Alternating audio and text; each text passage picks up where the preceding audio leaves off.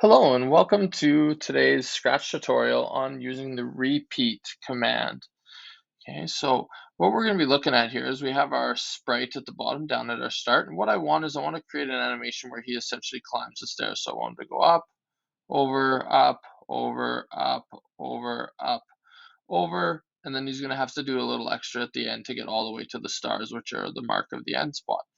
Okay, so this is something where you need the same thing to happen over and over again. Okay, now in this situation, we only really need him to go up and over 3 or 4 times. But imagine you had to do this, say, 200 times in a program or a set of code. You wouldn't want to have to drag blocks 200 times. Okay, so if we take a look at what I got set up right now, I got when the flag is clicked, I want him to go back to the start. Okay, now lots of you'll finish your animation and you'll go to show somebody again, and you'll notice that nothing resets. Okay, it doesn't automatically reset. You have to tell it at the end to actually, or you have to tell it at the beginning to go back to where you want it to go to. Okay, so for example, when the space key is pressed, okay, so each time I press the space key, oh, now that didn't work though very well. Okay, so when I press the space key, it does what I need him to do, but you don't want to sit here and have to manually do everything. Okay, that kind of defeats the purpose of writing a code.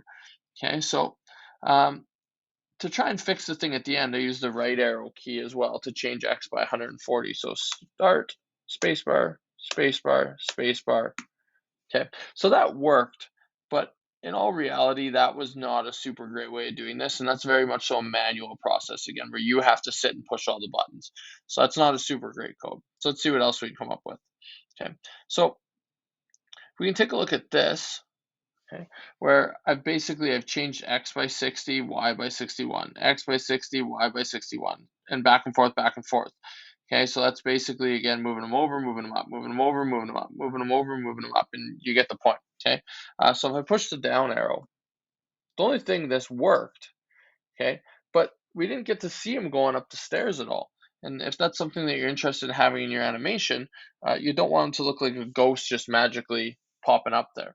Okay, so you could put a wait function in between every one of these. Like you could change X and Y and then wait, change X and Y, wait, change X and Y, wait, change X and Y, wait. You could definitely do that, but again, that's getting pretty monotonous and that's getting to be a lot of code. The longer your code is, the more confusing it's going to be to you, and the longer it's going to take the computer to process it. Okay, now again, this is relatively small, but imagine that, like I said, you had to do this 200 times. It would take you an hour to sit there and drag out all of these blocks over and over again. Okay, just to show you again, when I push the down key, bang, he just magically ends up at the top. So I don't want that either. Okay, so what I've done here is I've put together something that will work for us. Okay, so first off, I counted how many times this has to happen. So once, twice, 3 times, 4 times. So he needs to go through this motion of up and over, up and over, up and over 4 times. Okay, so that's what I've got here. So I have to repeat 4 times. Now you'll see that repeat is in the control option, and you can tell it how many times you want it to repeat. So if I reset my guy down to the bottom, what's going to happen is he's going to change X by 60 and Y by 60. Okay, that's going to happen. Probably you'd want to change Y first, actually, and then X. But again, that's going to happen so quick that we probably won't really see which one happens first. Okay, so you can see that he's going up the stairs. Okay, and then in the end, he walks all the way over to the end. Now, if I take this weight out of here, okay, what you're going to see is that it's going to happen very quickly again. Okay, and that's maybe a little. I get that he's a cat, but that's maybe a little bit too quick. Okay, so I'm just going to put that half-second wait in. So it's going to repeat this 4 times. And once it's done repeating that, it's going to go on to the next block, which is to change X by 140. So he's going to go up and over, wait, wait, wait, and then over to the end.